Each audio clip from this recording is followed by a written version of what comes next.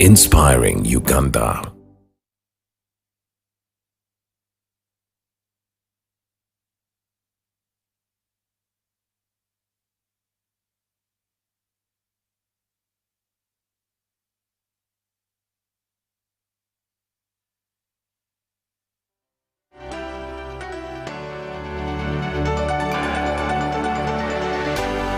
UBC, inspiring Uganda.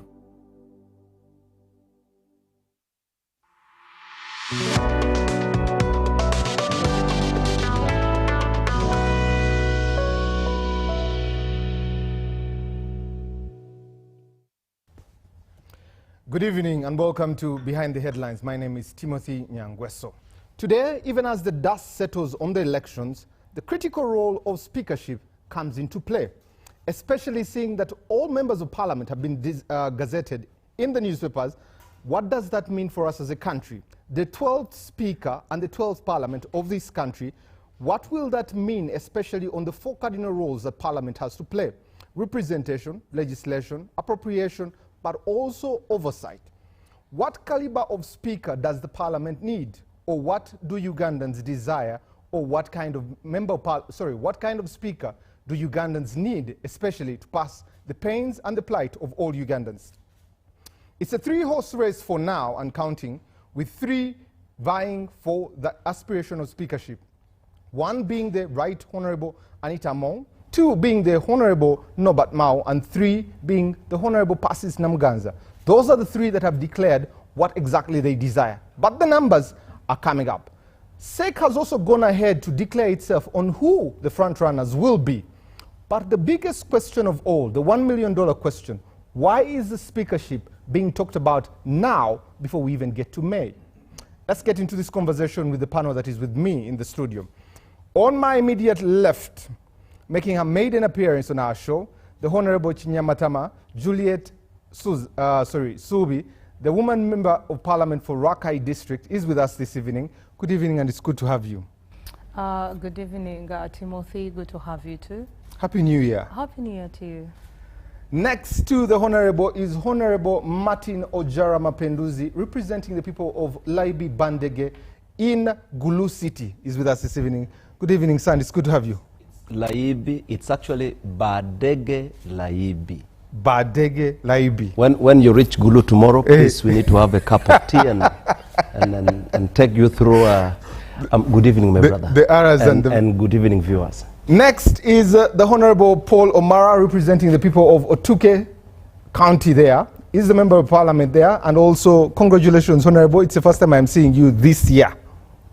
Thank you very much, Timothy, and good evening, viewers. My colleagues who have passed through, they know it has been a tough job, but we are glad we are back, and we're going to do a good job. I like the word back. Yes. Next to him is the Honourable Lubega Medad Segona, representing the people of Busiro East, but also the chairperson of Kosase. Good evening, sir, and it's good to have you. And who is not back? A good evening to you, Timothy, and colleagues and viewers up there. Lastly but not least, the Honourable Minister Godfrey Kabyanga, in charge, the State Minister in charge of ICT and National Guidance, is with us this evening. Good evening, Honourable Minister, and how are you? Good evening, Timothy, and good evening, viewers. I'm happy to be back. It's good to have you back after a while. Yeah. So, context is that SEC has made its declaration saying that the two roles, especially the speakership and the deputy there, are being ring-fenced around the Right Honourable Anita Among and the Right Honourable Thomas Taiwa. Those are the two there. But two have gone ahead also to declare their interests in the Honourable Norbert Mao and the Honourable Persis Namuganza, putting their forefront there. But the numbers are still coming in, even as we draw closer to May, where the swearing-in must happen. Then the speakership business will take over from there. But today, the Speaker delivered some members to the NRM, and one of those things that is quite interesting. We'll be discussing the 11th Parliament, the decision by SEC, but also what the 12th Parliament will be looking like. You can be part of the show. Go to our YouTube channel. Let us know what you think. Drop your comment there. Or the number 0709 60 25 92 for text and WhatsApp. Also, we're streaming live on the Spaces on X. Let's jump into this conversation. And I would like to start with Honourable Mara, Honourable Mapenduzi, and Honourable Juliet, who is next to me here. There's a bit of news that has come through before I get to our debate. This is something that has come through that says Parliament has been called back to be able to amend the Parliamentary and Presidential Elections Act to allow for MPs to elect the president in 2031-2036. And I'll also include the Honorable Segona there. Is this a true fact? And if I could start from Honorable Mapenduzi, moving towards that other side. Well, in Uganda, anybody can sit under a mango tree, fabricate an information, share with the social media that we have today. But Honorable, there's no smoke without fire. Well, I am telling you what I know because I'm a member of Parliament. Parliament has got very clear ways of communicating. Parliament is an institution. And so when you begin to rely on social media information and all that, it becomes a bit of a problem. I saw a similar, somebody sent me a similar message and said, is this true? My senior, the Honorable Medat, and the two colleagues will tell you that when Parliament is coming up with business, we have got different structures in Parliament. For example, we have the business committee that sits and sets the agenda for Parliament. We have, so there are different committees and different ways of communicating. So you're saying it's not true? It's not true. Let me listen to the Honorable Omara. I'm hearing from you for the first time. I haven't seen it first. But this rumor also was around last year. Bouncing Actually, back it was even around in 2023. Last year, it's when it picked up a lot of steam, especially with PLU. Normally, when there is, when Parliament is being recalled, we normally receive messages through the normal channel informing us about parliamentary sitting. I haven't seen one, so I will treat it as What's a the normal rumor. channel? Through SMSs Or or WhatsApp. emails or WhatsApp. So really, it's the same media of communication. I haven't seen it. Honorable Segona, your take on this? If it comes to see the light of day. It may. You know, in Uganda, what you think is impossible is actually possible. There are certain things where you would say, but I think people know. People will be ashamed. People will be embarrassed. And it happens. I have not seen that message, although you're the second person to tell me about the same today. It is normal to recall Parliament from recess. Sometimes you don't even need the business committee to sit, because generally proceedings and sittings of Parliament, by and large, are the responsibility and business of the Speaker.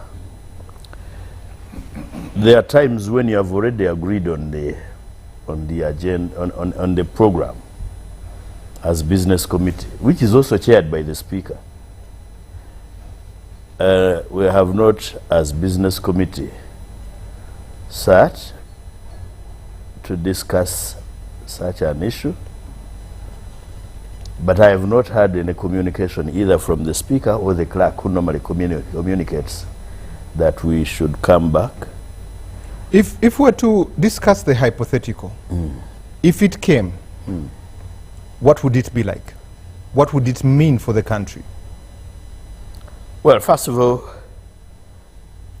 our responsibilities are in Article 79 of the Constitution as members of Parliament to legislate for, among others, good governance of the country. In particular terms, as this current Parliament, we have never discussed this with the population that voted us. The Constitution talks about universal adult suffrage for voting the President and members of Parliament. I think for now we should stick to that. Okay. Unless it is a constitutional amendment, I don't see it happening. Thank you. That is not to say that the Constitution has never been amended, including in the most clumsy manner. It has happened in this country. It has happened during my lifetime. Honorable Juliet, bringing you into this conversation before I get to the Honorable Minister. There was also a rumor about the removal of the age limit. It was on social media. Finally, it came to pass. When you look at this, does it hold water? What would be the pros and cons of it? First of all, any member of parliament has a right to bring a bill on the floor. Government has the same right. So if it came as a bill, it is something that would be processed in the rightful manner. And like one of the members has said here, it would go back to the constituencies, our constituencies, and we consult. It is something that I don't think is happening. I don't know why people think about it and create rumors around it several times. But I am very sure that every bill that comes on the floor of Parliament is always processed in the rightful manner, and that's what I would expect if it ever comes. What is the rightful manner, from your take? Consultations from our constituents, our voters, going through the process of the first reading, second reading, third reading, having every stage of a bill respected. But we've seen this 11th Parliament pass a bill in less than 11 days. So when you say due process, precedent has already been set. That doesn't take away the fact that it was processed in a rightful manner. Time is not the only factor that we follow when we are processing bills. Let me come to the Honourable Minister. Honourable Minister, this is something that has come up, government has come up and said AI, that's a rumour. Put our fears to rest, both if it is a rumour, but also if it is to happen. As national guidance, how do you advise the country to move forward? I can't advise the population based on rumors. But what I can say, first of all, I haven't received any notification from Parliament. Normally when there is a notification, it comes with an order paper. They are calling us for Parliament. Two, as Honorable Segona has said, and you know he's one of the kafurus in constitutional matters, for it to happen, there must be a constitutional amendment. And that one, I think, even Cabinet has to discuss that. And I haven't seen any Cabinet paper, even among the pending ones, where Cabinet is going to discuss such an issue. However, just as Honorable Segona said, the Constitution is not cast in stone. It can be amended. But right now, I don't see it in the processes of government that the Constitution is going to be amended or we are going to introduce election of president by Parliament. I haven't seen it because I have a whole list of pending Cabinet papers. I haven't seen any of that. So people should be rest assured that that's a rumor and it's misinformation and disinformation, just as there is a lot running around on social media. We'll pick up that conversation one day in case it ever comes up. But let's start with the conversation. When it comes up, we shall debate it. Funny enough, it might be a little bit too late to debate, but let's move on. I'll start with the members of Parliament that are here. SEC has gone ahead to ring fence and pronounce itself on what it should be, who should be the Speaker, and who should be the Deputy. It has also been on for a very long time, from the time of the late Jacob Olanya, God rest his soul in peace, in ring fencing that. We'll get to that conversation. But I would like to put the four of you to the sword and ask, who would you be backing for the speakership, even as SEC has pronounced itself? I'll start with you, Honorable Juliet. Thank you so much. I'm a member of the NRM party, and definitely I would go with SEC's pronouncement because they have their reasons that I think are valid to keep the status quo. How about the people you represent? What is their input in this decision on who becomes the Speaker? First of all, I have no doubt that my people that I represent would not go with what the SEC decided on, because we have a manifesto to follow as the NRM party, and most of us saw the Speaker of Parliament traversing the entire country for votes for the NRM party, and we won, we are in power. And most of the promises that were put ahead in the manifesto, we will see them go through the processes, and one of them is through legislation. So I am very sure that SEC is so smart, and they know that the only way we are going to deliver our promises to the masses is keeping the status quo of the speakership in Parliament. Okay. Yes. Honorable Mapenduzi, what would be your take? Well, putting you on the spot on who you'd be backing. Just like my colleague put it, first you need to recognize that we're in a multi-party system. And in such a situation, every political party that has representation in Parliament and where members are interested, they would definitely, people would express interest. And so, being a member of the NRM and having majority members of Parliament, I am very sure members of the NRM would work together to support their candidate.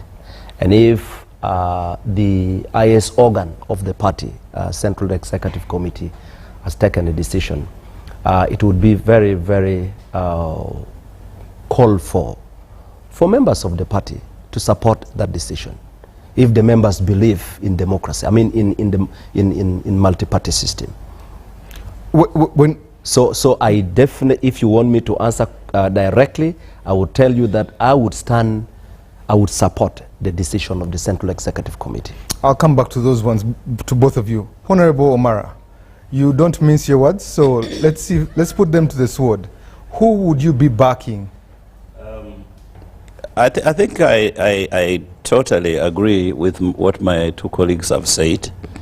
In a multi-party democracy, when it comes to the choice for the speaker, the leading political party or the party that has won will propose nominees for the position of speaker and deputy speaker. And that goes through a process, following the NRM constitution. It will have to come to the NRM caucus, which they will either reject or adopt. Now, if the NRM caucus has adopted and taken a position for two candidates, one for speaker and one for deputy speaker, there is nowhere as a member of NRM party elected on NRM ticket, I would disagree with the position of the, first of all, Sector Executive Committee and of the NRM caucus. Eventually, when the two candidates now come for election in Parliament, because Parliament will be convened and our candidates will present themselves for election. So I won't completely at all disagree with the position of SEC and the caucus. So I will support NRM candidates endorsed by SEC and endorsed by NRM caucus. Honorable Segona, I see you smiling even as the three of them are in agreement, singing off the same song sheet. When you hear the endorsement of SEC and look at the 12th Parliament, what's your take on this? First of all, I will not be there to vote.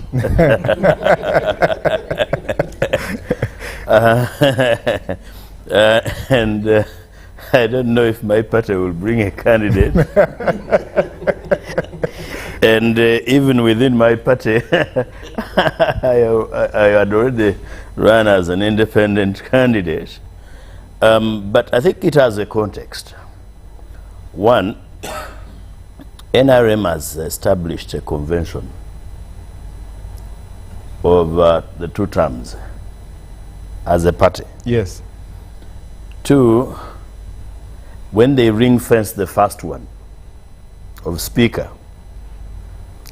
they must have to find very, very strong reasons for departing on the second one, which is deputy speaker. I remember in 2021, there was that argument with the late Honorable Jacob Olanya, because Right Honorable Kadaga wanted to run for a third term as speaker, and they said no, for their reasons, which they gave. They come for Jacob, his soul rest in peace. And when Jacob unfortunately passed, there was a question within SEC. I remember that the president even came with with an ugly yellow file here like this, trying to endorse Jacob Oboth Maxson. For the record, Jacob Oboth went to school with me. He's lucky to have gone to school with me and to have used my notes in law school. You remember that Jacob Oboth had even resigned his ministerial position on the assurance that the president would endorse him. SEC, some members, senior members, I will not mention the particular name, but I know, asked him, "Sir, we have established a convention that here from deputy, you go for speakership. What has Anita done to deserve a deviation from that custom?" And people clapped. So eventually, without further debate, by the way, SEC endorsed Right Honorable Anita Among, who was my student. I hope she's still my student, learning from me. There's only one thing she refused to learn from me: not to cross to NRM.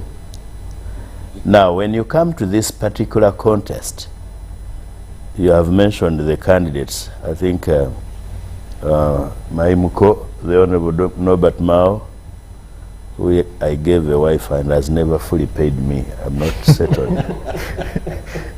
Mapenduji is here. I hope Mapenduji will represent him in honoring his debts. We can discuss that later. Now, Norbert has an agreement, a memorandum of understanding with the NRM. And you remember we discussed it here? Yes. When it was fresh. One of the clauses in that memorandum is to support the NRM in terms of its policies. I don't remember the particular nomenclature, yes, but he already bound himself to support the NRM in its policies and proposals in Parliament. So this is going to be a proposal in Parliament. There's going to be a motion in Parliament because speakers are voted by a motion. Someone brings a motion, it is seconded. There is usually very little debate, if at all. There are no campaigns, because one of Norbert's strengths is rhetoric. When you give him an opportunity to talk, you can even deny him food. So there is no opportunity for him to speak and convince members of Parliament that I am the right person. Now, when you bring my sister, Princess Persis Namganja, who in Parliament is fondly referred to as Namganja, following the motion by the Honorable... The West Nile. No, Okot. John Amos Okot Kiwanuka. Namganja has also a history.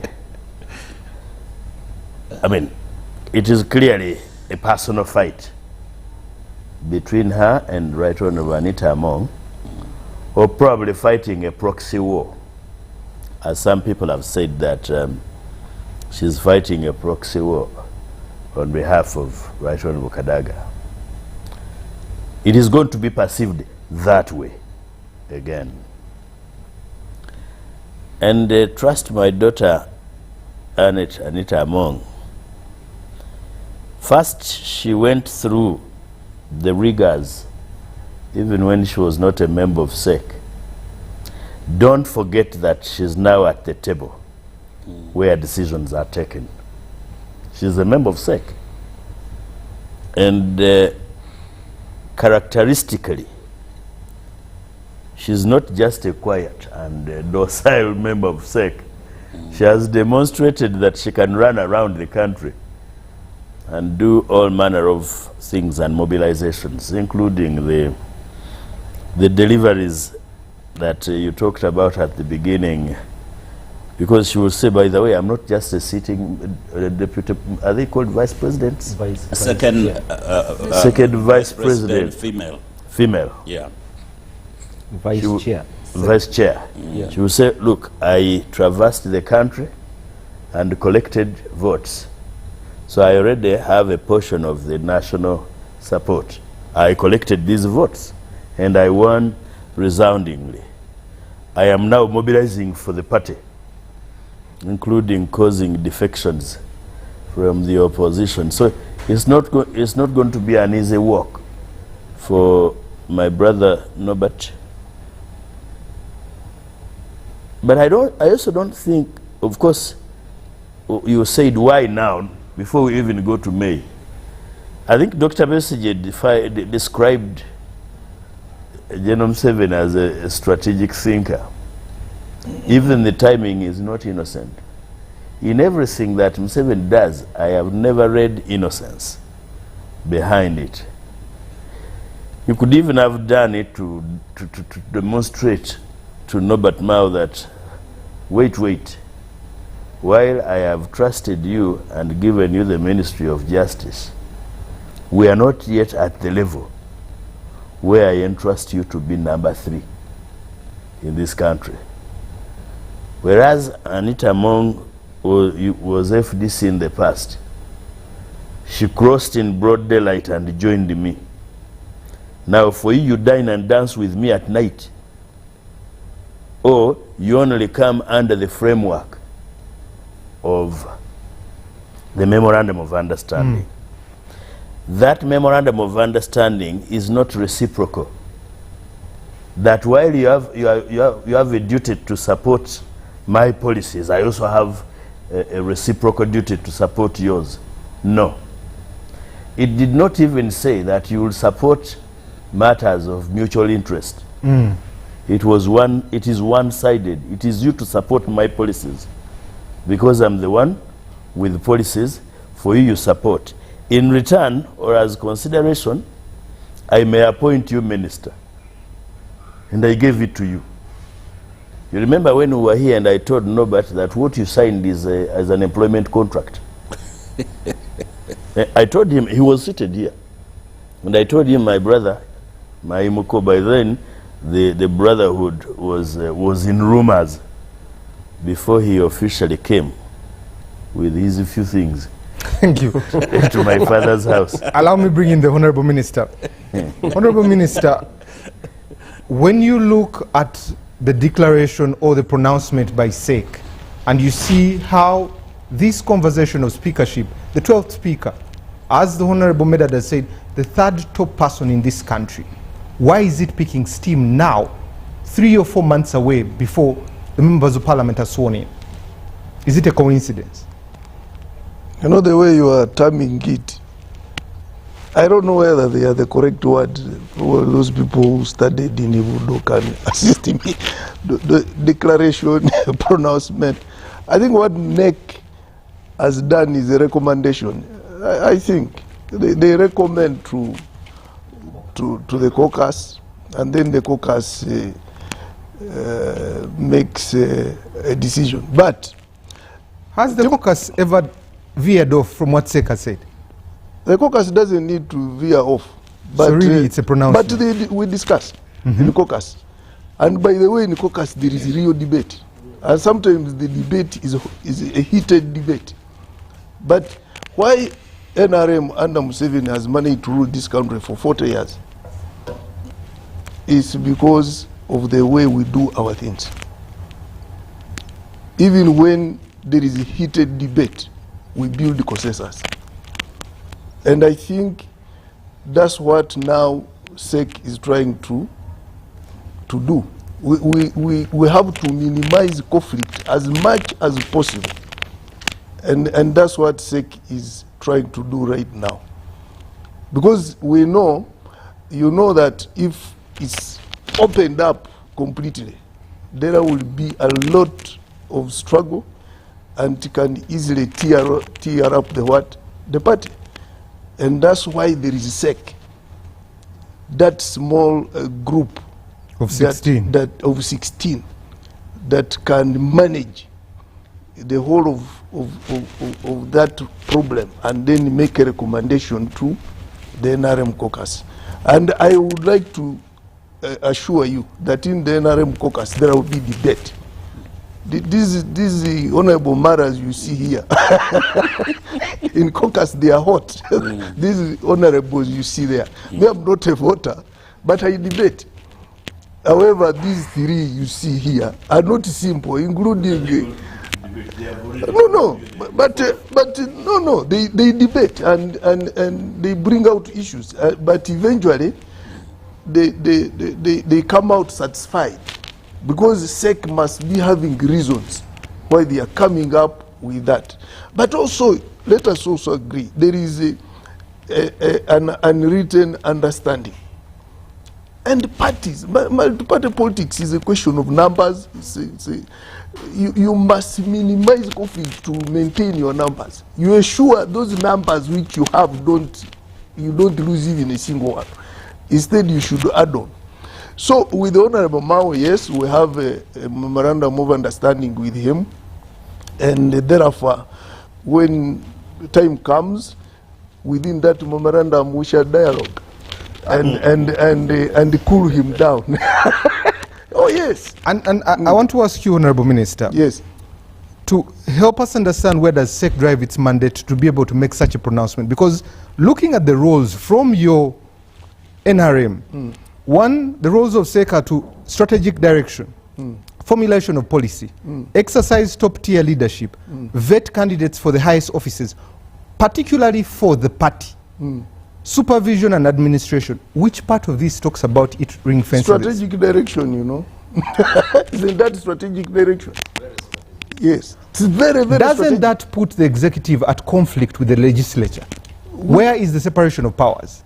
But the executive is involved as members of SEC.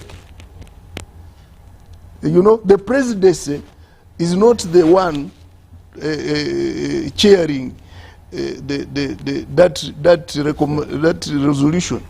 It is the party now, the party structure. It's the only thing which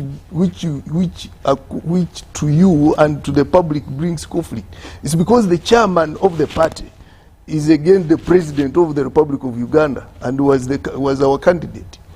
But I think at one time we can have a presidential candidate and a chairman who are two different people. So here the president, the executive, is chairing as chairman of the party, and that resolution was by the chairman, by the party structure. It was not by cabinet. But Honorable So Minister, there's no conflict. that fusion of both party, executive, legislature, the president is the chairman, the speaker is the first female vice chairman.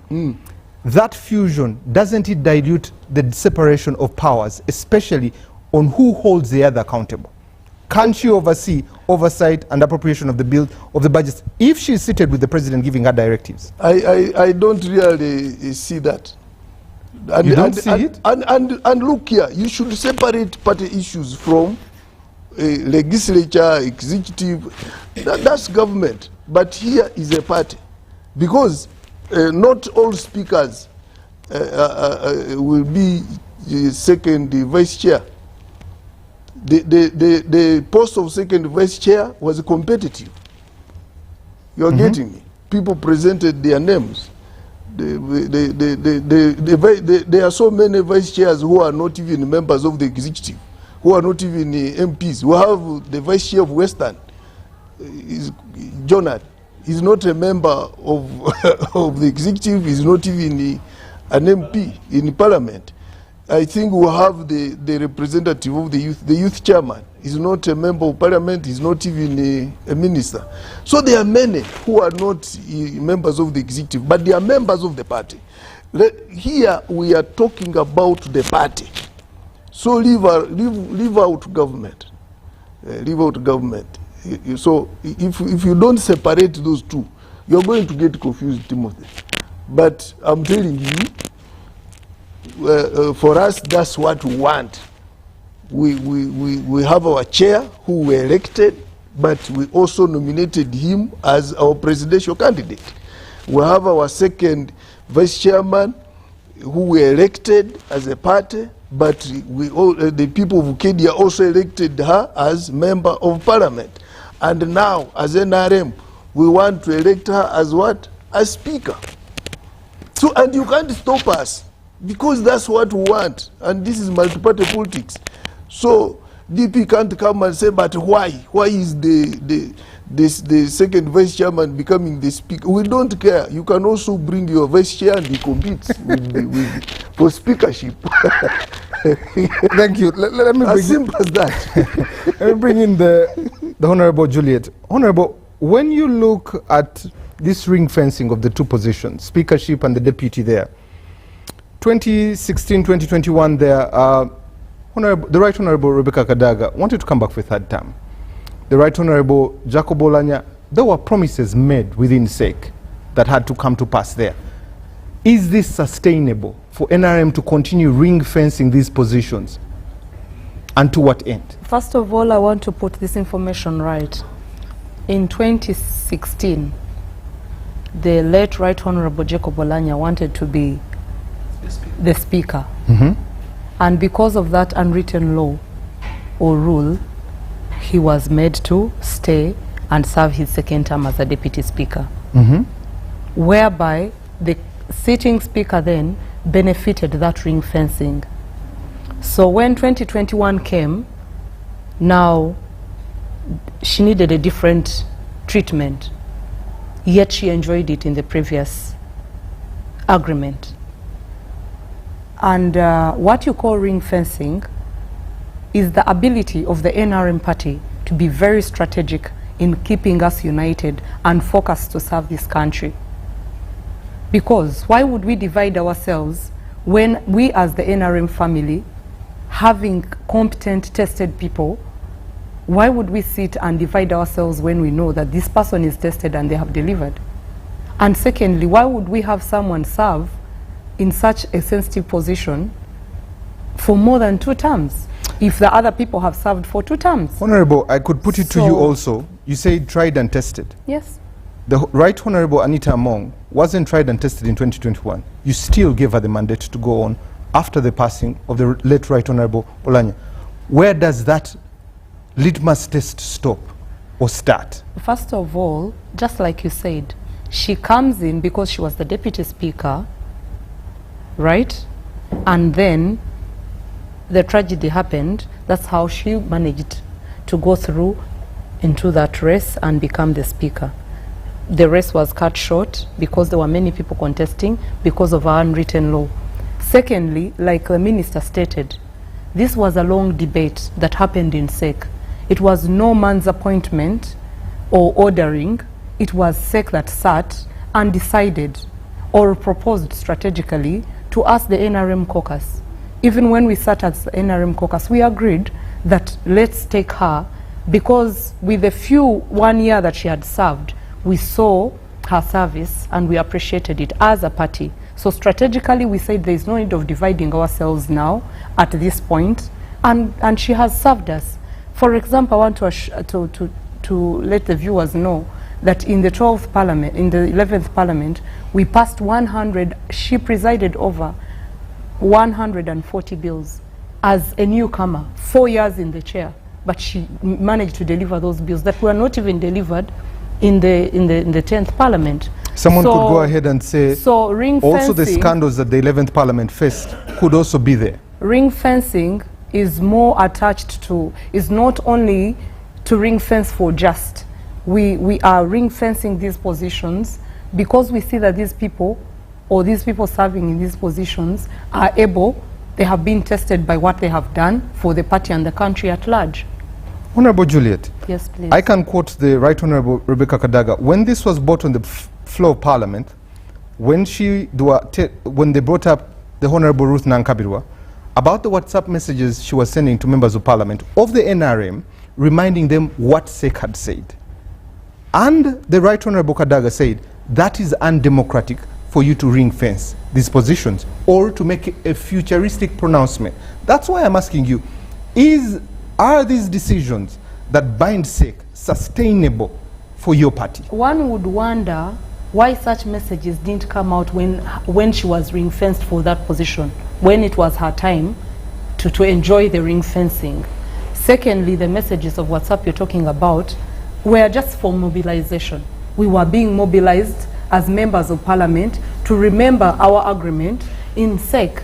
So it was just, they were just being reminded, which is not a problem. So when we talk about ring fencing in this sense, let us not look at it as being undemocratic. It would be undemocratic if she was stopped, for example, from contesting as an independent, because you remember that she went ahead and contested, and the other members are going to contest, the Honorable Mao, and the rest will still contest. When they are denied opportunity to contest is when the process becomes undemocratic. But when we are under a multi-party system and NRM decides on what candidate you want, you are not going to call it undemocratic. Let me come to Honorable Jara. Honorable, hearing the three of you, and unfortunately I have to put the question to you. When you look at this ring fencing by SEC, does this look like a democratic process? Well, I do not know your interpretation or definition of ring fencing in this. Every member, let me expound on it. Every member of parliament can run for speakership or deputy, right? As a constituency that is the parliament, any can run. Are you saying that the members of parliament that were elected by Ugandans have no competencies to run for that, for its sake, to be able to ring fence it? When I started, I started to help you understand something, but I appreciate what you said. You see, just as I stated at the start, we are in a multi-party democracy. Now the NRM party, and you say it is not too early, the NRM party being strategic, the Central Executive Committee probably saw the need to sit and reflect and take a decision in the interest of the party. Now to you, that is ring fencing. But to the party, it means something else. Because the party looks at a lot of things. One of the things the NRM looks at is how to continue providing leadership in this country. And in doing so, there are so many strategic decisions that you have to take, including that one, which could probably be to minimize conflict that would tear the party, just as the Honorable Minister put it. So, the question would then be, number one, what about the other parties? Of course, we have got many parties represented in Parliament. So it is not wrong for the NRM, for that organ of the party of the NRM, to sit and provide that strategic direction. Now, if there are other people interested and they come from other political parties, they can also go ahead and have a decision in their parties. That is okay, that is accepted. Now, you are asking about if there are people who are interested in NRM that they would want to express their interest, and so it is okay. It is okay for you to express your interest, but you will be subjected to the processes. And one of it is that even when you are interested, SEC still needs to take a decision, and SEC will not recommend 10 people or 5 people. SEC will recommend one member for that position of speaker and another member for that position of deputy speaker, recommend to the parliamentary caucus, NRM parliamentary caucus, and with very clear reasons.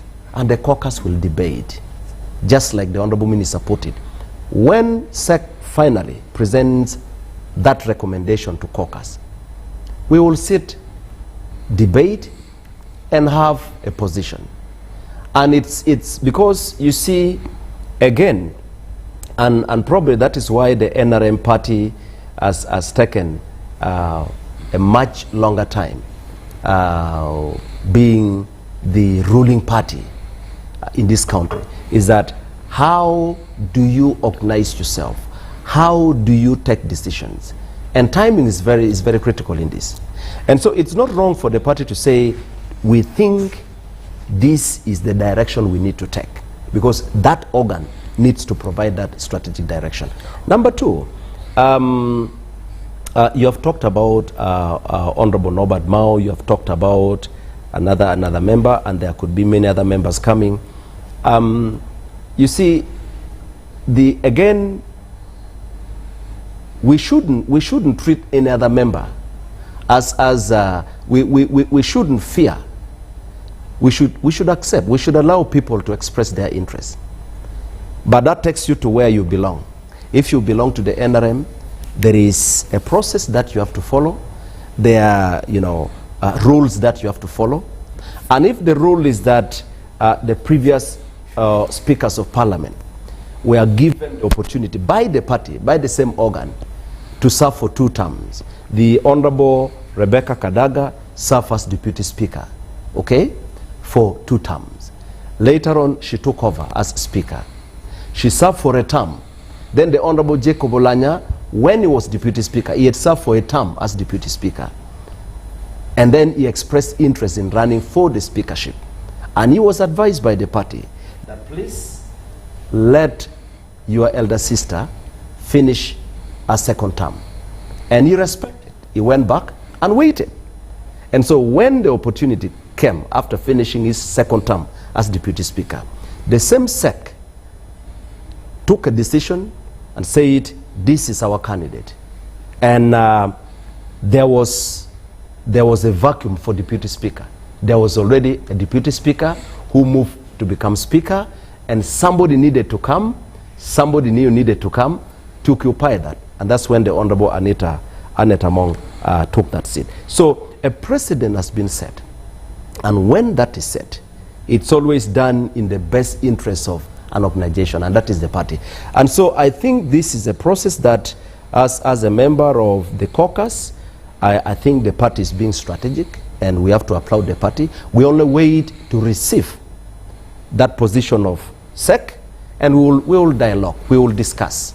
And that is it. So to me, again, we also have to respect people like the Honorable Mao for expressing his interest. If he's serious about it, because to me, as Mapenduzi, I have not talked to him, he has not talked to me. If he had talked to me, if he had expressed his interest to me, I would have dialogue with him and probably try to also persuade him, being the fact that he's cooperating with the party. I would persuade him to, in the best interest of our party. But we have not talked. I saw a press conference the other week where it was not clear, it was not straight. He didn't say he was contesting. He said he's still consulting. He said he's still consulting. So I think it's even early for me to talk about him as a candidate. Probably still consulting. We do not know the outcome of his consultation. Honorable Mara, let me come to you. The 3 of you here have mentioned and said you would leave the status quo as it is. Isn't it window dressing for you to pretend you're going to go to caucus and have a discussion on what is already decided? What's the use of voting? You were just performing a ceremony. Let me clear maybe what I would consider to be a misconception. I haven't seen a letter from SEC pronouncing itself on the speakership and deputy speaker for NRM. I haven't seen it. I think that is a lot of speculation outside there. But I think there is always a process. The SEC will sit, and then in the SEC also there is Chairman NRM Electoral Commission who would issue notice for expression of interest to the NRM parliamentarians who have been elected. People will express interest. Just like it happened the other time, it was Honorable Rebecca Kadaga expressed interest. She wanted a 3rd term. The late Honorable Jacob Olanya also expressed interest. Then for Deputy Speaker was the Right Honorable Tayebwa and Right Honorable Anita Mo at the time. they expressed their interest. And these particular names went to SEC. SEC invited all of them and had a face-on-face discussion with them. Now, for whatever reason, the Right Honorable Kadaga was disqualified. And that's where I want to come back to you. Stay with me there. You have already set a precedence as a party. Yes. On 2 terms for one individual. Yeah. So let me. I'm coming to you. I'm coming to you. So the Right Honorable Kadaga had already finished her 2 terms, and she wanted a 3rd term. So now, SEC said, but last time we told Honorable Let Jacob to stay so that you can go and finish your term. And that was the plea that you made. So now you finish your term. It's time for Jacob now. So the Right Honorable Let Jacob was introduced to NRM caucus alone for the position of Speaker. There was no contestation. Then the Right Honorable Anita Mong and Right Honorable Tayeba competed. And the Right Honorable Anita Mong won that race. That is when the Right Honorable Tayeba was appointed as a government chief whip in the process. But I think from the experience that SEC went through, it was quite acrimonious. You could see it took the president a lot of time to bring NRM together. There was a lot of division. It took a lot of energy to bring people together. So now, I have seen on our platform some of the young people who were elected as MPs. You know, when you are still freshman, a fresh woman, they have a lot of swag. Say, me, I want to be speaker. Somebody who has no idea of how parliament is run, I want to contest. Of course, that is what you're now saying, democracy. Somebody wants now to express the interest to become a speaker and deputy speaker. There are many, but there are quite a number.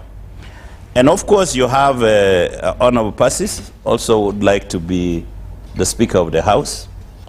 So I would say this, that SEC can still receive all those applications. Time will come, maybe SEC will also issue out an expression of interest.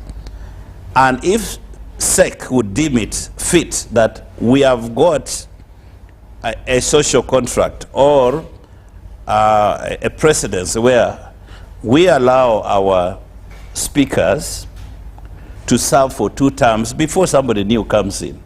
So even if Passis expresses her interest to become a speaker, her application will be received by the Electoral Commission, and all these names will be taken to SEC. Then also for deputy speaker, others can apply. Even me, I can apply. I said I want to be deputy speaker. The application will go to SEC. SEC will sit down and say, okay, we have these wonderful members of NRM who have made expressions to become speaker and deputy speaker, but we have a standard method of work that we allow leaders, if they have no issues at all with them. We have allowed in the past a precedence where a speaker takes 2 terms, the deputy speaker takes 2 terms. So these people, the Right Honorable Anita Mong has just done 1 term. The same with Right Honorable Tayeba.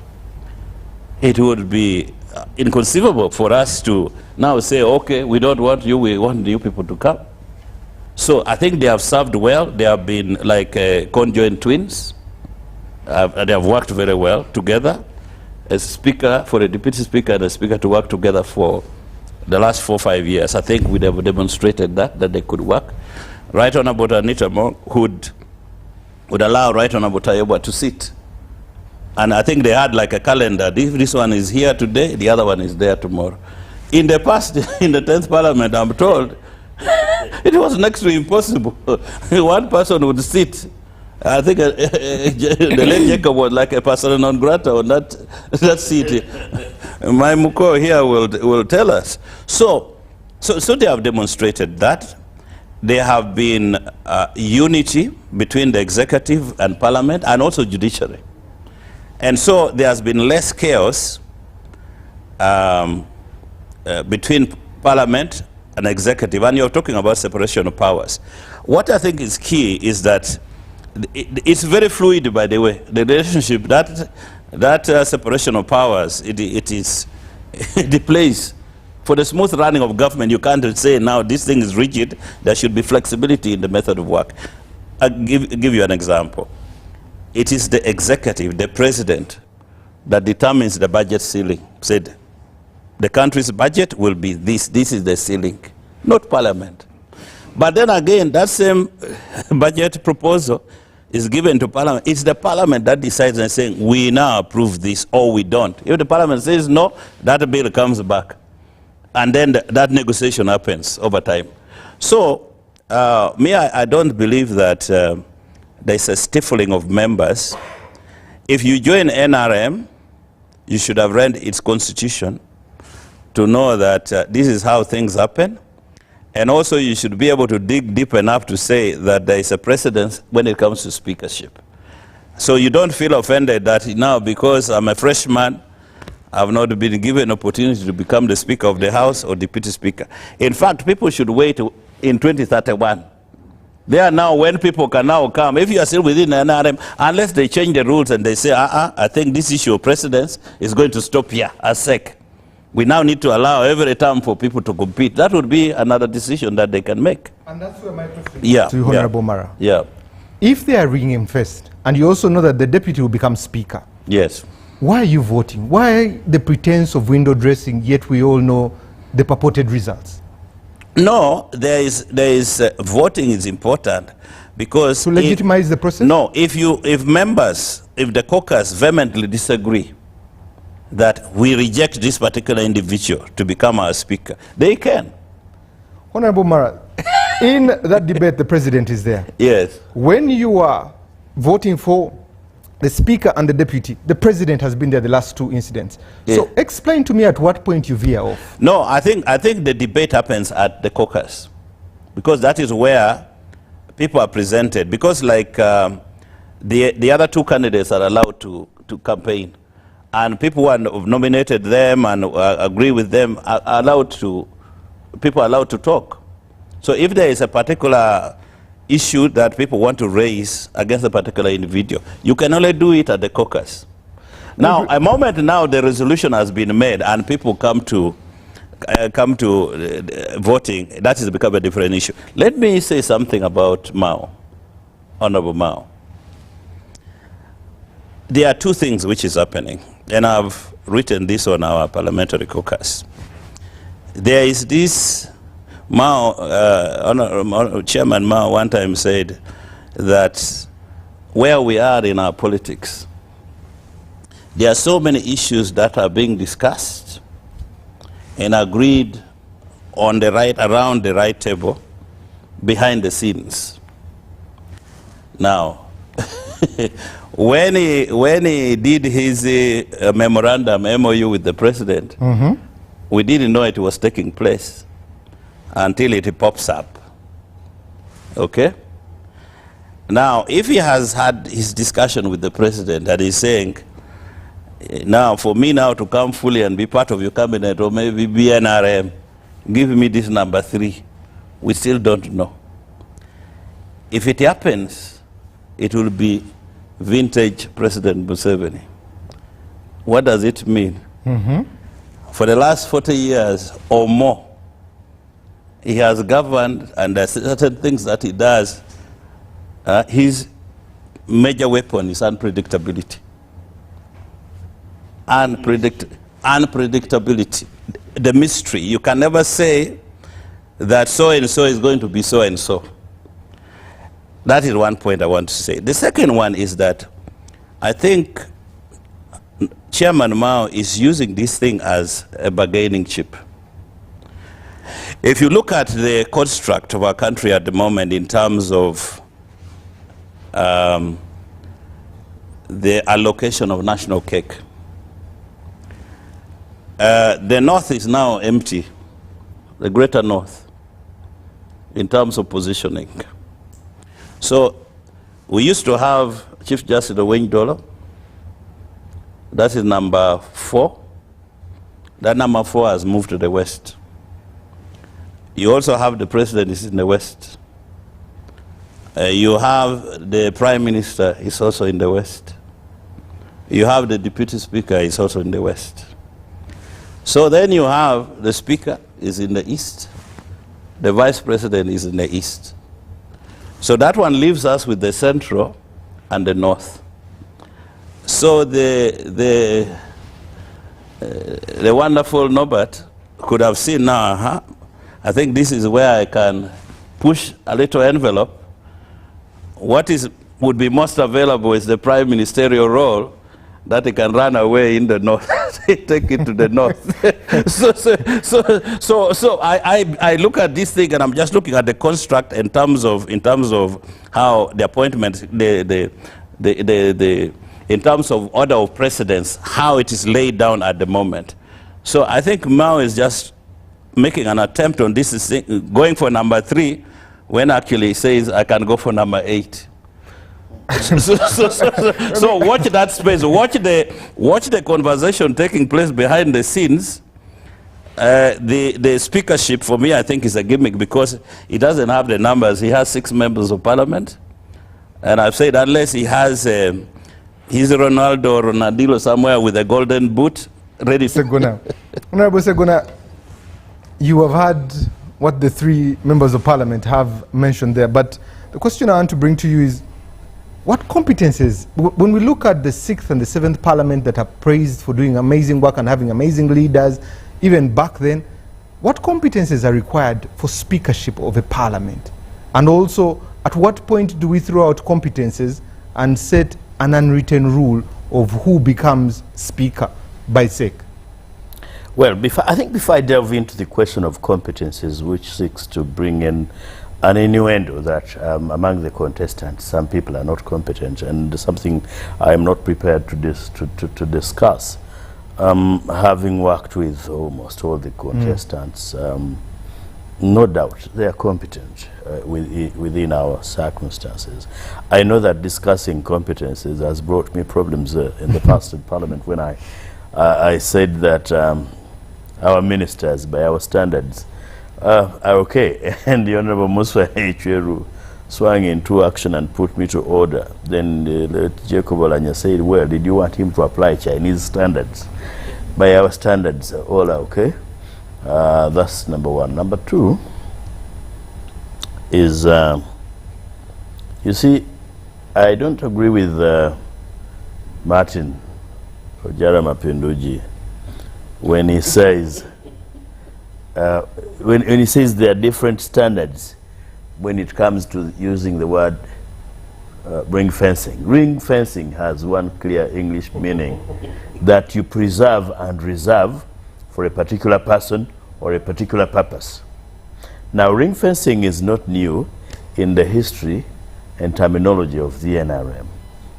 You remember that when they are voting their chairperson and deputy and vice chairperson for the NRM, national vice chair, those are ring-fenced for Genome 70 and Haji Moses Chigongo. Those are no-go areas. For whatever reasons, I think they are historical. You may even say that's undemocratic, but they have said that is their democracy. And I don't want to teach them on how to run their parties or their party, which is almost as old as myself. That's the way they have run it, and it is their choice. You join them knowing that there is a ceiling beyond which you will not go. That's number 1. Number 2, I think the precedent started way back. Even Right Honorable His Excellency Chiwanuka Sekandi was a deputy speaker at first. Yeah. And I have also told you that Genome 70, as described by Dr. Besige, who knows him more than I do, said he's a very strategic thinker. He plans these things, including planning evil. Okay. Yes, and I mean it. If Museveni does anything evil, never suspect that he's stupid. It is deliberate. In this, I'm not saying he's planning evil, but he's planning and playing smart. I think like Honorable Mara said, he normally hides his cards, some of his cards. So if he has discussed anything with Norbert Mao, the strategic way of circumventing that discussion was doing exactly this. Because even if Museveni wanted to go and agree with Norbert Mao that I will give you this, that discussion has been overtaken by events. Because the party organ has already pronounced itself. And again, I think Honorable Mara mentioned something which ordinarily should have been the course. You first go and apply to the NRM Electoral Commission. The Electoral Commission looks at the applicants or applications, sieves them through, and forwards the names. I think that's what they've been doing. Yeah. Why they did not do it this time should give you some information that actually a strategic, they use the word strategy, a strategic decision has been taken. That, one, we are retaining these people. And you know, these are people I've worked with. I'm continuing to work with them. They are my immediate supervisors. And you will beat Anita Among at any game apart from PR, public relations. I have worked under Rebecca Kadaga. I have worked under Jacob Olanya. I have worked under these two young people. You know, Anita, I call her young lady because she's my student. I said it. And our relationship is father-daughter. And so is Thomas, Titi. We fondly refer to him as Titi. They are very good at PR. There is a difference, a world of difference between them and their predecessors. So don't joke with Anita when it comes to public relations and working with other people. I will be very surprised if she's not in touch with 90% of all elected MPs now. That she even remains a threat to the party which we are talking about. That's why Mapinduzi is telling you, without mentioning, that for the stability of their party. Because Anita is also fast. She's ahead. That's number two. My number three, I don't know whether Namganza, Honorable Namganza came as NRM or independent. I think she's independent. Now, within the confines and discussions of the party structures, these two people we are talking about are not discussed. They are nowhere. Because NRM will not discuss an independent in competition with its own member. NRM will not talk about my brother Norbert, who belongs to another party, in comparison and competition with its own member, and a member of SEC. Now, if SEC is, because you read the rules, if SEC provides strategic direction, it has already provided strategic direction to the caucus. You have a sample of the caucus here. And you've heard what they are telling you, that we are not departing from the position of SEC. And you know why Museveni is bringing it at this time? He has a card he is flying around with. You know, you're considered for a ministerial position. You're considered for a ministerial position. These people cannot depart because some fruit is hanging. Oh no, you know, for you speak so well, but now the tendency is you're trying to deviate from the party position. I don't know if you're going to retain your ministerial slot, which is being considered, I can tell you. But beyond that, it is first of all to tell Mao, don't go there. Two, to tell Namganza, don't try. Three, to tell Anita, remain loyal. And Tayebwa, remain loyal. And don't be, but remain loyal. Because I think they have been loyal to their party. And I don't want to campaign for them. I want to tell you they've been loyal. They have even made mistakes under the dictates of their party. Yes, they have made those mistakes. What is that intended to demonstrate? Mzee for us, we can stake everything for you. So they're doing it. Finally, when they say, no, there is still space, first of all, where ring fencing becomes undemocratic is where they tell other people don't contest. Now, it must be seen at two layers. You may choose to go and contest as an independent for that position. Okay. I have had a history. Remember, I represented the 4 quote-unquote rebel MPs. One of them was Dr. Sam Liomoki, who had written, I think he got wind that they were ring fencing for Genome 7. So he had written to the NRM, Electoral Commission, and they received saying, I want to contest for the presidency on the NRM ticket. Even with his letter, they proceeded and ring fenced for Genome 7. It was a matter in court. And that is one aspect we lost in that constitutional petition, because nobody wanted to touch it. It was very hot. Thank you. Let me read some messages so that we come back to the minister there. A bit of messages here coming through. Good evening, Timothy. I want to ask the Honorable Omara if indeed, as a person elected on the NRM ticket, he would never vote against the NEC decision. To what extent does he have to balance the interests of the people of his constituency and those of the party? As some who come from the constituency where our NRM MP voted against the age limit and dissolution of UCDA, we have consistently voted for him. Benjamin here in Kampala. Okay? Thank you, Benjamin. We are in a multi-party system, stroke democracy. Therefore, the party should bring a sole candidate and the member of parliament decides on who to lead them, not automatically being supported with endorsement from SEC. Okay? You don't leave a name. Finally, before we take a break, Uganda's politics is no longer representation, but a way of survival. If MPs could start campaigning even before gazetting, if you could see MPs rushing for the speakership as early as the time now, this is real survival. Teacher Asimwe Julius. Thank you, Teacher Asimwe. Let's take a quick break. When we come back, we'll hear from the minister and then be able to have this conversation drawing a conclusion.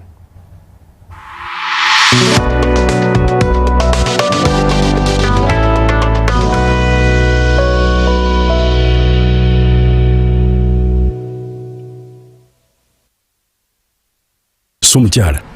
Yes, Daddy. You know the children are going back to school and things are a bit tight. Huh?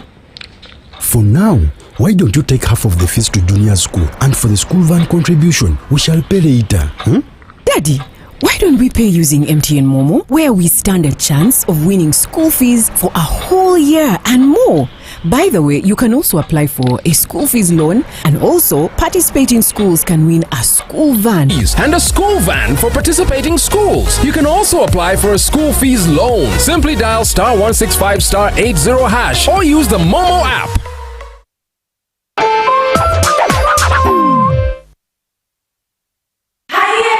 It's back, bigger and with more business opportunities. It's the Pearl of Africa Tourism Expo Poate 2026, Uganda's flagship tourism event.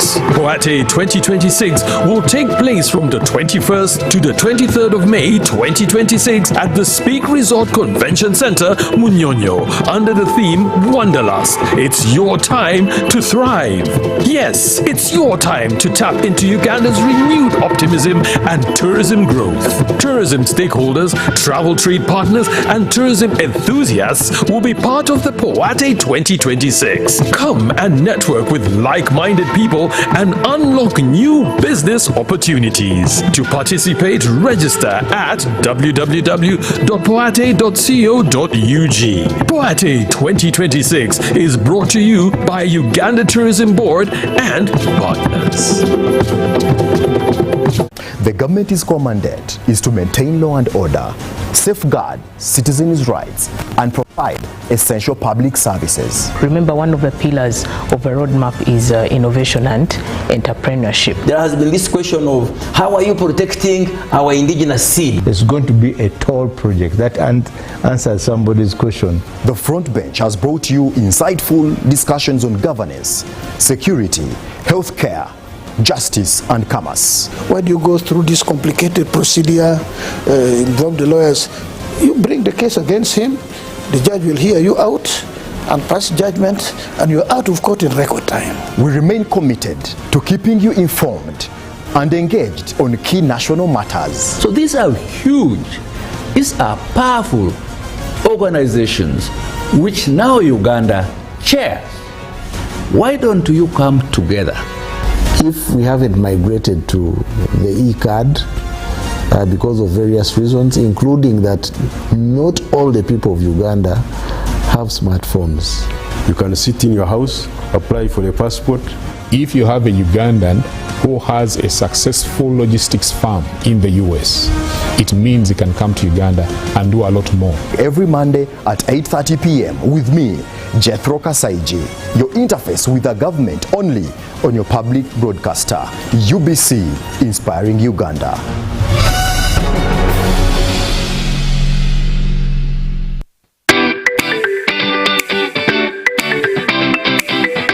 And it's going big. This March 8th, 2026, all roads lead to the Kololo Ceremonial Grounds as Uganda celebrates the power, progress, and potential of women. This year's theme sets the pace, scaling up investments to accelerate the delivery of gender equality in Uganda. This is about action, about investing in women and girls, and about building a stronger, more equal Uganda together. Expect bold conversations, inspiring voices, and moments that move the nation. And if you can't make it to Kololo, no worries. UBC will broadcast the event live across the country.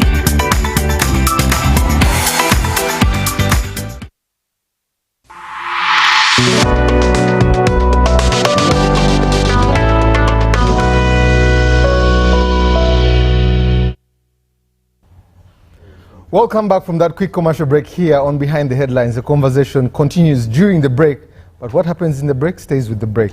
So let me read you some of the feedback you've written. Simpson Muhwezi. Thank you, Timothy, and the discussants. The speakership race will likely be heated, but unfortunately we can generally guess who will take the day. We are in the era where politics is not a contestation of ideas, but rather a process that favors those who have more money and power. I'll comfortably support any of the panelists in the studio as a speaker. Your vote of confidence has come, but I doubt that the dynamics would allow them to even whisper that they are interested. This highlights the volatility of political environment we have here. I, however, want to commend those that have shown interest and have the courtesy to say so. I pray that they maintain the temperament and prioritize interest of the common person there. One more, then I go to the minister. Good evening, thank you for the show. I am Maxon, live in Tororo. The 12th Parliament should be a parliament that listens to the voices of the people, puts national interests above personal interests, works tirelessly to address issues such as youth unemployment, service delivery, education, healthcare, and most importantly, accountability. I also expect the 12th Parliament to promote unity rather than division, transparency rather than secrecy, constructive debate rather than conflict, and you go on and on. We'll continue these towards the top of the hour to read them. Honorable Minister, I come to you. At what point are national interests above party interests? First of all party interests are national interests. All party interests are national interests. Can we see the interests in a national lens instead of a party lens? Why not in power for all this time? Because all its interests are national interests. If it had only party interests, then it wouldn't have ruled this country for all that long. And you know, you ask Honorable Mara whether when he votes for when he takes a position of supporting SEC, it will be the interests of his in the interests of his people. What the people want from Honorable Mara is service delivery. And so long as Right Honorable Anita and Right Honorable Tayewa can serve Parliament and ensure the interests of the people are taken care of during appropriation, then there is no way people will think Honorable Mara did a mistake. Yes. Just mention that the Right Honorable Speaker Anita Mong has supported and mentioned the construction of the road which was so bad in Otuke from Lira, Aloy, Otuke, Abib, Kotido Road, 189 kilometers. Now, if that one comes in the next financial year, yes, will the people of Otuke have problem with me or Right Honorable Anita Mong? What the people of service delivery of Atuke are interested in is service delivery. And just as I told you from the beginning, here we want to maintain party cohesion. Yes. Because we still want to rule this country, whether it means 100 years. We still want to rule this country as NRM. And the only way we can do it is to ensure we build that cohesion. We minimize any form of conflict that will tear the party apart. But you should also know that when it comes to Parliament now, election, because election of the Speaker will be in Parliament, it will not even be in caucus. Caucus will be building consensus, but the real election will be in Parliament. But there are some people who are free to come as independents. They are free to come as what? As independents. And what I can assure them is that we shall defeat them, because we shall have taken our decision. And people are saying, you know, they gang you up. No. As a party, but party politics is all about staying in power, by the way. You must ensure you're in power, and you must ensure you are everything you do strategically has to maintain you in what? In power. But taking into consideration national interests, people's what? Interests. And therefore, as much as possible, as NRM, we shall minimize conflicts. We are not going to go into any competition that will tear the party apart. Because people always ask, why only President Museveni? He's our candidate. And we always evaluate and see that this is the candidate that will win. So even 2031, if we see that he's the candidate who will win, we shall still field that one. And these campaigns have also taught us a lesson, because you can see how Right Honorable Anita Mong and Right Honorable Tayewa traverse the whole country, campaigning for nearly everybody. So what Honorable Juliet is saying, when it comes to PR, and I think Honorable Segon, when it comes to PR, you can't beat the two. Because during these campaigns, yes, they have been to each and every constituency where NRM had a what? A candidate. Even those ones who lost as NRM, they had a hand from them. So how do you defeat such a people? Because all the 300, and it's not even about ministerial positions, because that's what probably Honorable Segon is thinking about. We shall only have about 80 ministers. But the number of but the number of parliamentarians we have are 355, and most of these people are not even supporting Honorable Anita or Honorable Tayewa that because they want to be ministers, or they are not supporting the decision of SEC, which was chaired by the president, because of that. But some of them even have personal relationship with those two, because you can't beat them in PR. Even those opposition MPs, they will vote for them. Because today I was on Radio 1 and someone was telling me that there are about 10 opposition MPs are in where Cape Town or something for a trip. Again, someone rang you. And I said no. Exactly. People go out for official work because this parliament is working. We have all traveled to on official duties. But the point I wanted to say, as a member of parliament, I would not sit here and allow someone denigrate parliament as an institution. How I'm bringing it? The difference is here. Right Honorable Kadaga would say, my member. Anita would say, my brother, my sister. Where Kadaga would say, oh, you're welcome, have a seat. Anita will get up and give you a hug. Now, you can see, I don't know whether it is a generational question or it is personal trait. But those people are very dangerous candidates. I mean, even where we've been in our constituencies, there are those people who will look at Omara as a very proud man. They say, how about that one? Then Mapinduzi comes and they say, oh, that one is our man. Now, Anita Among, Taibwa, those people will say, that is my sister.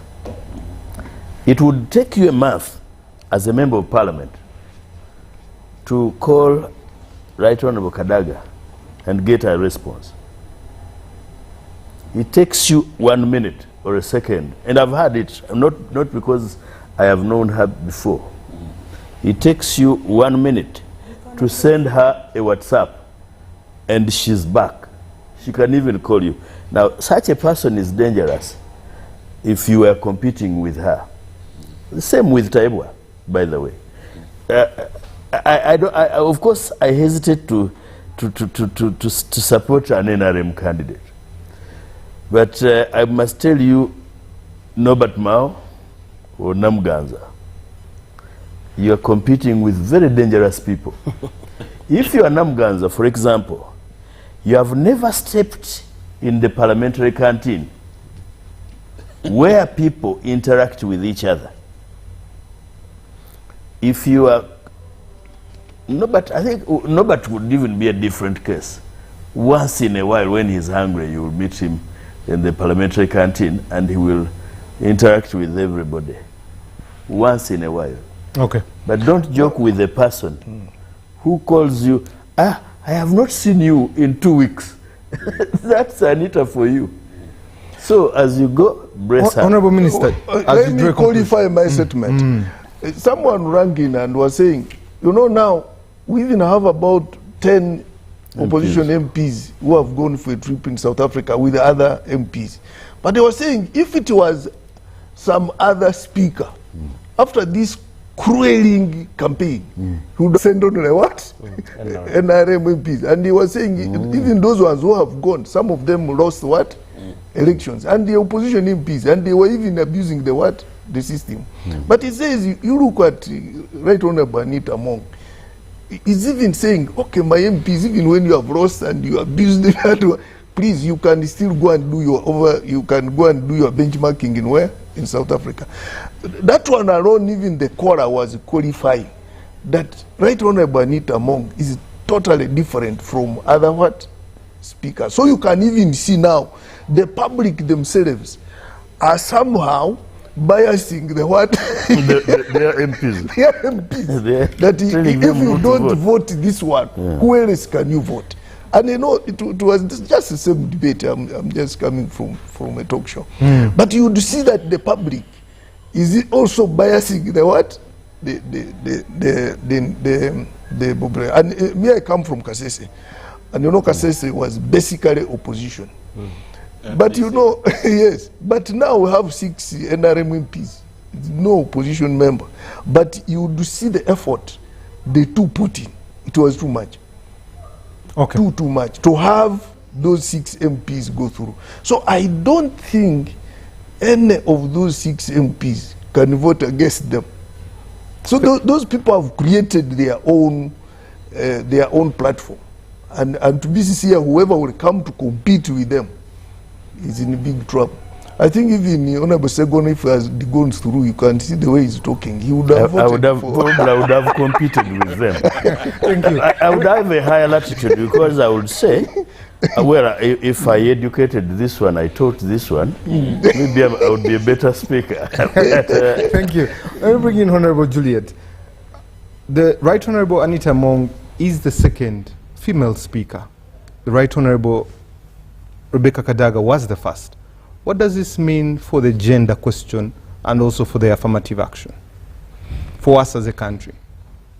You see, you're talking for us as a country, but dear viewers, be reminded that this was an NRM program, affirmative action, and these are the fruits we are finally enjoying.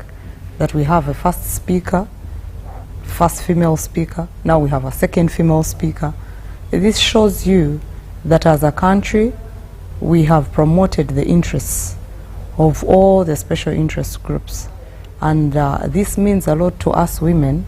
First of all, to a girl child, there is that self-esteem. There is a role model before them who is number 3 in the country. What about why the president of this country and the chairperson of the NRM party is doing his best to keep us united as a country, and when he has an opportunity to make sure that his card plays best, like in this race, what you're calling ring fencing is a game of numbers where you have an opportunity that you have numbers, and these numbers are positive numbers that are going to create change, a wind of change, like the female card and the female empowerment. Then I call it a big win and not ring fencing like you were saying. Let me flip it a bit. When we look at the race for the first the first female vice chairperson of the NRM, both the Right Honourable Kadaga and the Right Honourable Anita, really it went to the dirt on how they were busy communicating. Does that still answer the question of affirmative action and the girl child? Especially looking at the glaring ugliness of the picture that was there. I don't see any glaring picture that was there, because these people campaigned on an equal platform in the entire country. These people were voted in a broad daylight and a lineup. Personal attacks and character and supporters, it is politics. You don't expect a bed of roses. So I do not question the competition that was there. It is a competition. But one thing I can authenticate here is that these people were voted. Voters drew lines, chose the person they wanted. And secondly, Right Honourable Anita Among has not disappointed the voters that voted her as the second female chairperson, vice chairperson. She managed to traverse the entire country for the NRM support. And look here, we finally got back some of the constituencies that were long lost to the opposition side. We see the NRM percentage increase. We see a lot of female MPs take up positions of the directly elected members of parliament. So to me, this was a blessing. And I am glad that she didn't disappoint her voters. I was among them. And we are not going to even be disappointed in this race, because she already created her own fan base amongst members of parliament. They're talking about her PR. She's very dependable. She will not mind about serving only the female MPs in that house because she's a woman. She will serve everyone's interests. If you rise to stand and you have a point to raise about Rakai, she will select you whether you're a man or a woman. And so I think she has put the bar so high than just thinking about we are women, this is a women thing. No, this is leadership for the entire country. When you seem to make the character and the languaging of that day seem very trivial, yet there were little ideas, yet a lot of character and a lot of languaging, pointing fingers. Because the Right Honourable Rebecca Kadaga said she should wait her turn. And we also hear conversations of SEC where both of them were jostling against each other. And the Right Honourable Anita Among stood up and said, I bring new ideas. I brought opposition MPs. Are those the ideas we're talking about, especially for the girl child? Is that what they I need? don't think she contradicted her statement of bringing in new ideas. For example, it's the first time in history we were seeing a full Speaker of Parliament, and in her capacity now as a female, we always had a female representative on that seat. But she had never traversed the country to garner support and talk about what government has done, mostly for the women. But we saw her in all constituencies of this country. That is number one. Number two, everyone was given equal time, equal opportunity, same platform to talk about themselves and campaign. They campaigned in the broad daylight and people voted. And it was a lineup, not even something to do with the vote recount, ballot boxes tampered with, no. Broad daylight on camera. So I think maybe people were getting emotional, which is also very normal, but the process was very authentic. Honorable Mpenduzi, the Right Honorable Rebecca Kadaga, when we were coming into 2021 speakership there, she said there was a lot of money thrown around. There were T-shirts, pens, and a lot of money thrown around, especially for the speaker's race. The commercialization of our politics has spread that far. When do we say enough is enough? Well, or set limits for it? Two things. First, about the statement. Get to remember that the Right Honorable Rebecca Kadaga was competing for the same position. And the party took a decision to support the other candidate, the Honorable Anita Mong.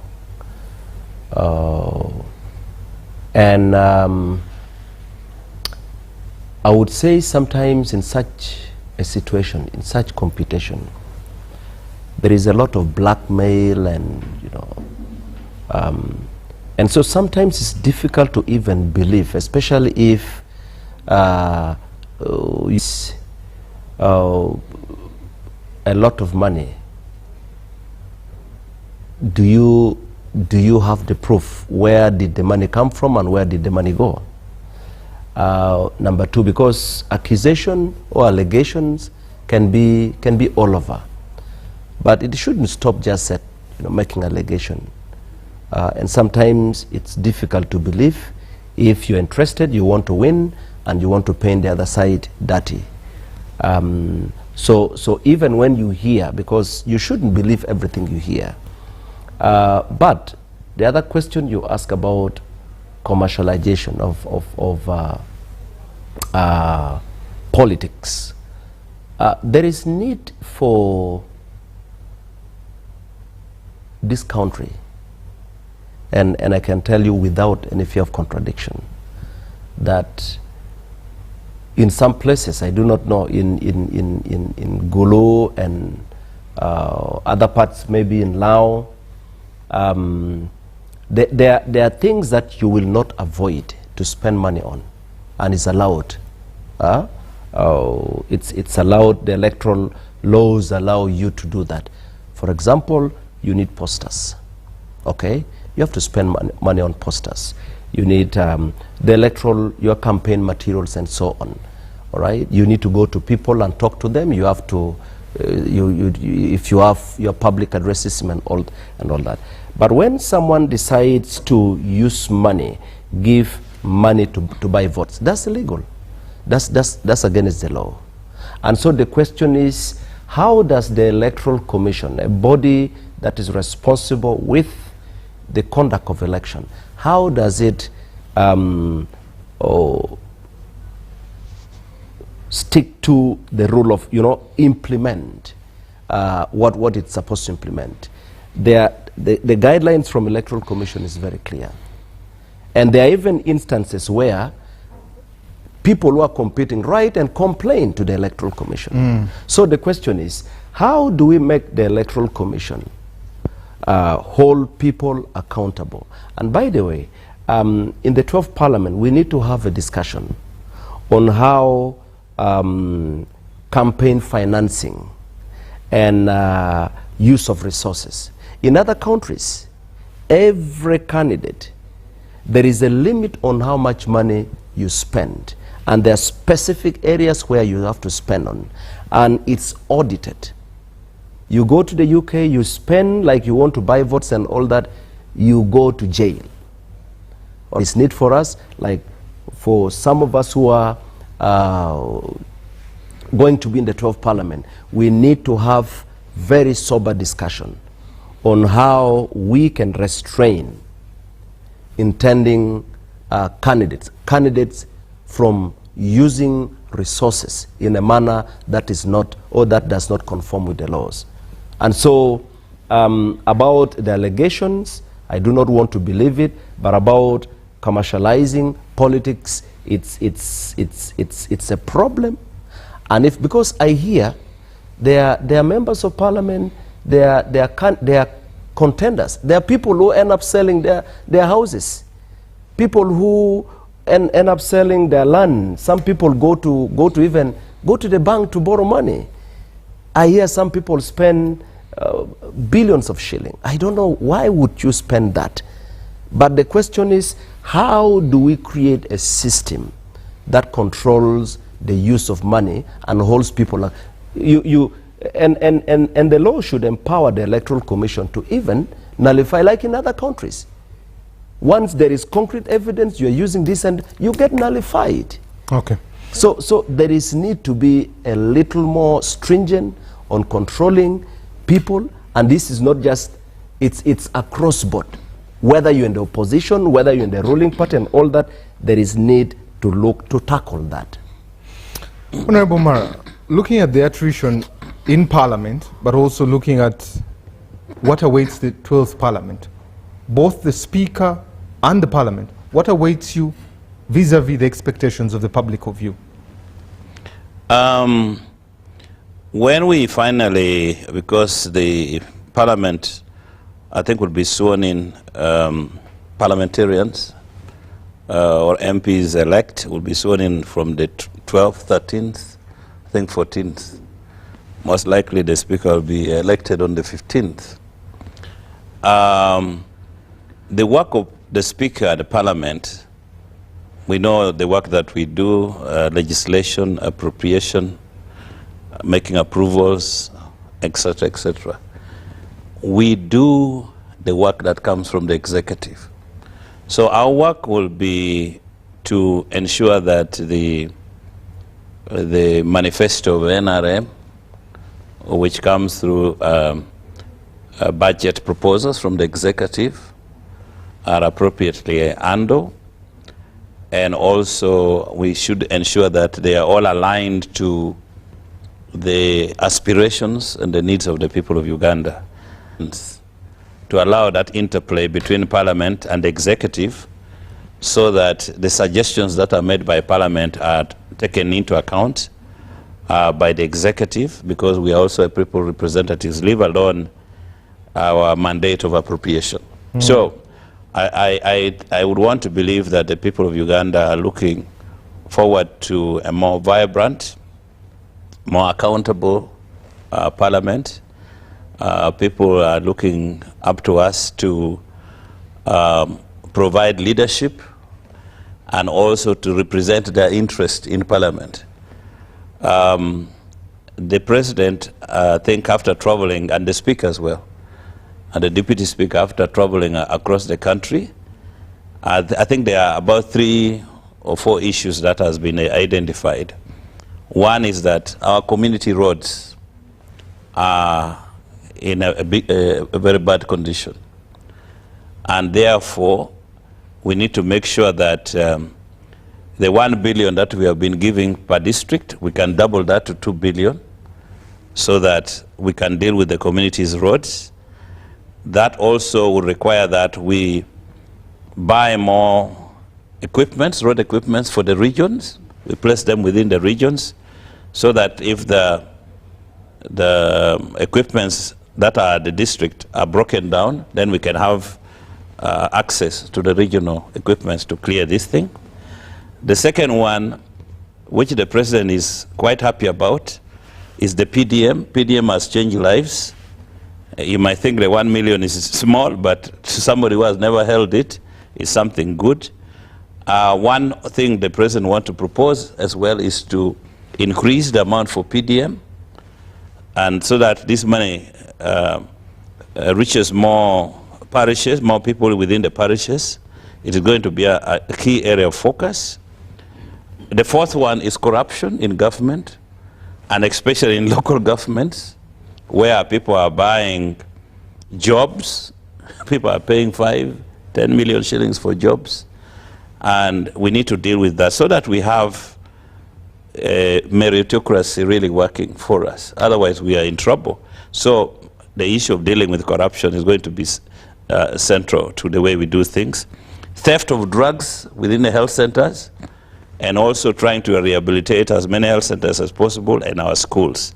So the president himself has said that this Kisanja will be more around addressing the issues of our people, the communities, the people outside there, the needs of our people. I think they have identified it, they have seen it for themselves. Tuke, you remember candidate Chagolanyi was stopped when there was that, there was too much rain and the road was impassable. I think that road is the one I referred to, Honorable Minister. The Speaker said we have to do it in the next financial year. So doing more roads, community roads, and a few of them where we can tarmac, it's going to be key. So people are looking forward to us to address the personal issues, the issue of wealth creation, issues of transport, better roads, etc., etc. Thank you. Lastly but not least, the Honorable Medad, public trust. Parliament has been lingering, especially the 11th Parliament. There was the whole exhibition of Parliament, people pointing fingers. How does the Speaker and the 12th Parliament restore public trust? Well, I think it's a delicate balance between being SEC Vice Chair of the NRM and then Speaker of the National Assembly. Successive speakers have tried. I remember the Honorable Rebecca Kadaga when she was faced with the question of rebel MPs. She struggled so hard to protect them against what I would describe as intrusion by the NRM party. And she was learning lessons from the decision of the Supreme Court in the case of Brigadier Henry Tumukunde versus the Attorney General, where the Supreme Court blasted Speaker Sekandi for having allowed intrusion by the President. Now the challenge that faces the next pair of speakers is drawing the demarcation, and especially having seen that you have a dominant ruling party in Parliament, and it is very difficult to determine the red line between serving party interest, national interest, or being described as not loyal to the party. My opinion is not based on the exhibitions, which might have had some grain of truth, but also exaggerated in the press. I remember I was asked a similar question here, and I said, as chairperson of COSASE, therefore supervising the Parliamentary Commission, I would not be judicial because the report will come to me. But I did not see some of the issues that were being peddled around in the press. That's number one. So the question of public confidence should be a shared responsibility. I mean, if you are General Museveni, I don't think you would want to run a government that lacks public trust. If you have come from an election that is being contested as not having been fair, the best you can do for yourself, your legacy, and the country is to try to run government efficiently, especially in terms of what Honorable Mara has just said, theft and corruption, public infrastructure, and then those other issues you're talking about, PDM. I have very serious reservations about PDM, because while Romara says, Honorable, that it has served a lot of public good,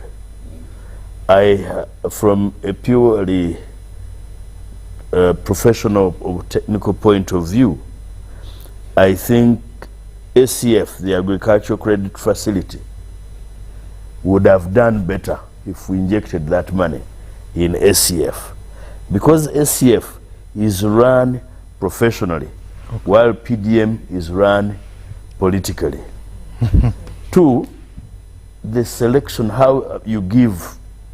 I have argued here before, you remember when I was here with the Honorable Galabus, that you have no formula. So the method of distribution is arbitrary. Three, people receive it as if it is a grant, thanking them for their political support for the NRM. Four, you're dealing with people that have not been prepared and trained. Five, you're dealing with a market that is disorganized. Okay. That when people use that money to do some form of production, at a macro level of the economy, there is no market to sufficiently support that kind of production to make those ventures productive. So there is a lot of work to be done, even on PDM. Finally, when you talk about road infrastructure, which my brother raised here, it's a very, very important one. But just like PDM, you need to reclassify the beneficiaries, the beneficiary districts and the parishes. You will find a parish that has over, in your PDM, like one with 2,000 people, or even 1,000 people. So I think you need to redesign it and depoliticize it. Then look at it with scientific lenses. Thank you. Lastly, the Honorable Minister, when you look at this speakership race and the 12th Parliament, can they answer the pain points of Ugandans, especially in what you said, service delivery? And what are those pain points? Yeah, I think if we achieve continuity, just as we are preparing as NRM, the two will be in a better position to propel Uganda to another level, because they have been there. And every time you are given a second chance, you should review your performance and look at the lessons learned and do things differently where they didn't work out. And I strongly believe they should be able to appropriate more money in PDM, because PDM is a flagship project. The only problem, just as Honorable Segona has observed, is that we are implementing one pillar out of what? 7. That is the problem. Because PDM has 7 pillars, but it seems we are focusing on financial inclusion. But there is production, marketing, there is infrastructure development within PDM. And I think as a cabinet, we have also looked at what Honorable Segona has come up with. We just say a parish, 100 million. But there are some parishes in Ibusiro which are so huge. And a parish in Ibusiro, you can't compare it with a parish in Nakasongola. The other one might be having around 300 households. The one in Ibusiro has about 2,000 households. So 20,000 households. So we have to look at a new formula on how to distribute this money. But PDM is one of the best projects if we can really implement all the 7 pillars simultaneously. And obviously, just as the President has put it, we have to look at infrastructure development. We need to work on the roads. We need to ensure electricity is enough, because PDM has somehow improved production. Though now we need to go into productivity.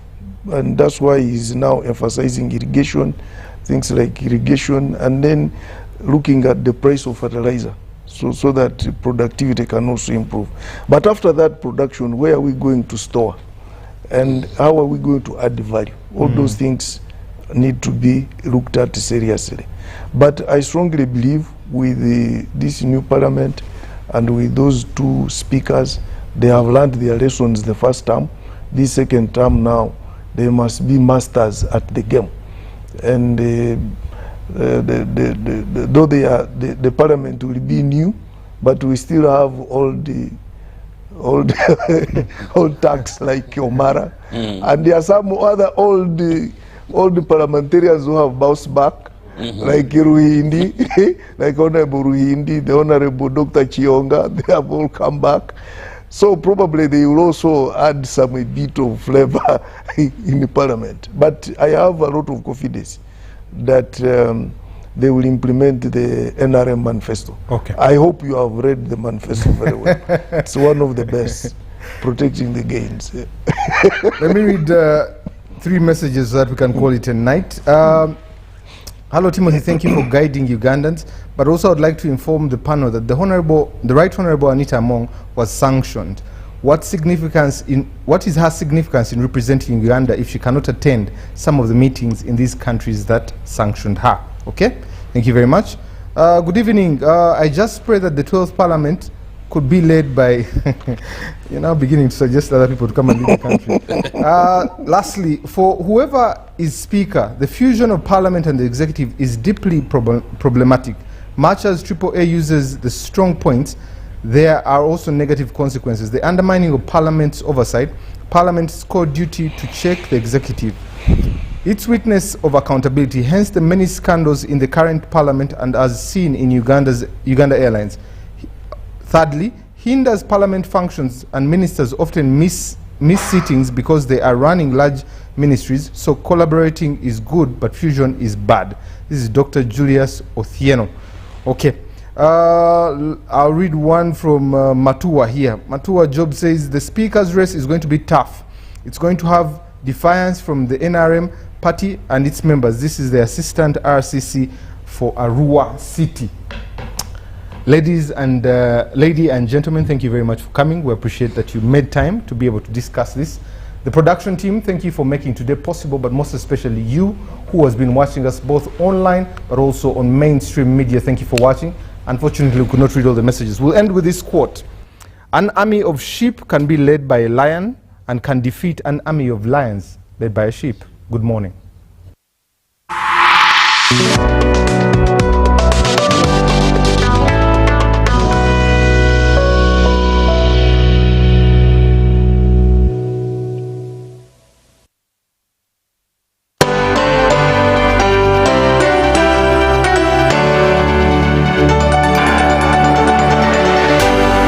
UBC, inspiring Uganda.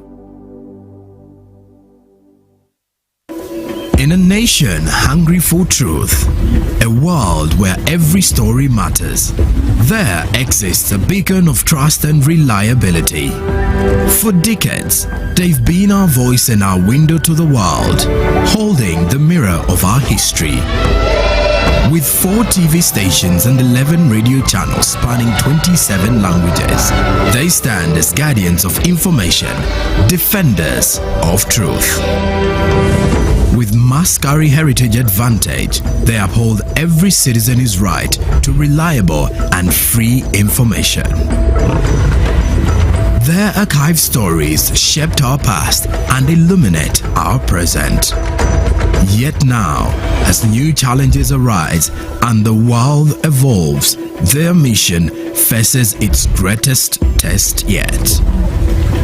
Be part of our journey and let's navigate the unknown, uncover the untold, and safeguard our future together. Tune into your public broadcaster, for it is the intersection of trust and truth. Because to UBC, your story, and every voice matters.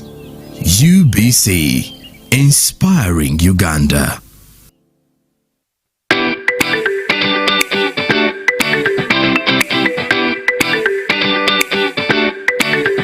International Women's Day is here, and it's going big. This March 8th, 2026, all roads lead to the Kololo Ceremonial Grounds as Uganda celebrates the power, progress, and potential of women. This year's theme sets the pace, scaling up investments to accelerate the delivery of gender equality in Uganda. This is about action, about investing in women and girls, and about